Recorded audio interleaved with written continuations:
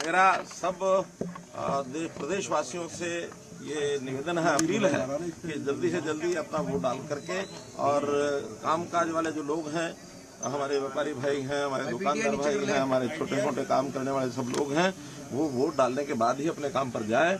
सरकारी छुट्टी है, इसलिए उनको कोई समस्या ज्यादा नहीं है। अच्छा, करनाल को लेकर आप क्या कहेंगे, क्योंकि नजर हॉट सीट पर बनी हुई है? देखिए, करनाल सीट बहुत अच्छी कंफर्टेबल सीट है।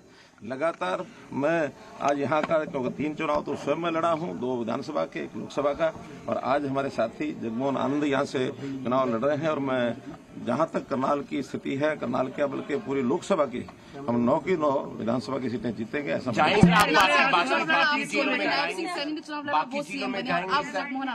बाकी जिलों में देखिए, जगमोहन आनंद हमारे बहुत अच्छे कार्यकर्ता हैं और जरूर उनको उचित योग्य स्थान जीत के लिए। कांग्रेस की आश्वस्ता का कांग्रेस के घर में जितनी निराशा है, जितना उनके यहाँ अफरा तफरी मची हुई है, उसका आपको पता है कि नहीं पता, मुझे पूरा पता है। पूरी अफरा तफरी मची है, निराशा। सर, आप कोशिश कर रहे थे हुड्डा जी के बीच में जो तनाव है, लेकिन वो कह रहे कि फिलहाल ऐसा कुछ भी नहीं है। मैं कहता हूँ वो तो आपने भी सुन लिया, मैंने भी सुन लिया। जो उनका तनाव है वो जगजाहिर है, जो बाहर आता है, और इसका मैसेज केवल 2 नेताओं का नहीं है, जनता में भी उसका मैसेज है। जनता में भी बहुत बड़ी निराशा कांग्रेस को लेकर के बनी हुई है। देखिए, मेरी कोई कोशिश नहीं है, मैंने तो अपनी ऑफर दी हुई है कि कोई भी आता है उसके लिए यानी द्वार खुला है। और भाई, जहाँ तक अशोक तंवर का विषय है, अब ये आयाराम गयाराम की जो लोकोक्ति है, वो उन्होंने हालांकि बहुत समय से रुकी हुई थी, उन्होंने इसको फिर उजागर किया है। और ये जो कुछ किया है, इसके पीछे की कहानी क्या है, अनुमान लगाए जा सकते हैं, कुछ निश्चित नहीं कहा जा सकता।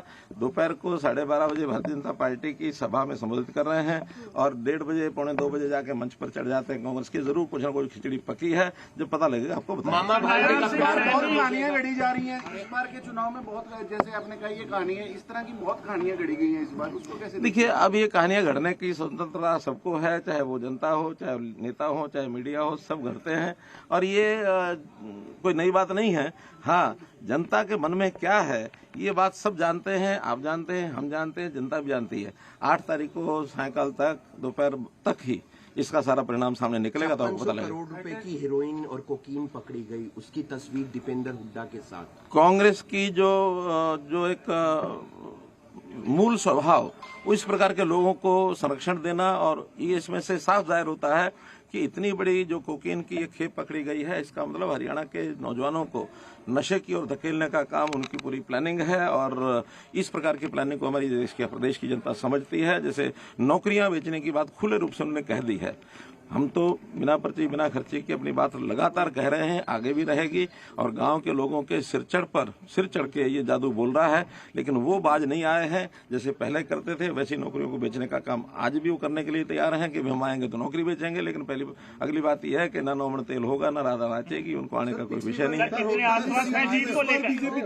इस बार मैं समझता हूँ जो पहली बार 14 का जो हमारा रिजल्ट था, उससे भी ज्यादा बढ़कर के आएगी।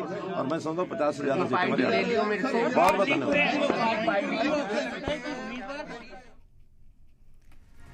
तो हरियाणा असेंबली चुनाव के लिए वोटिंग का अमल शुरू हो चुका है। अभी आपने सुना मनोहर लाल खट्टर, साफ तौर पर उनका कहना था कि करनाल सीट पर पूरी यकीन है। निश्चित किया कि हमारा जो चुनाव है, हमारे जो वर्तमान मुख्यमंत्री है नायब सिंह जी सैनी, उनके नेतृत्व में लड़ा जा रहा है। कांग्रेस की हालत खराब है। आपने मेंबर पार्लियामेंट के पद पे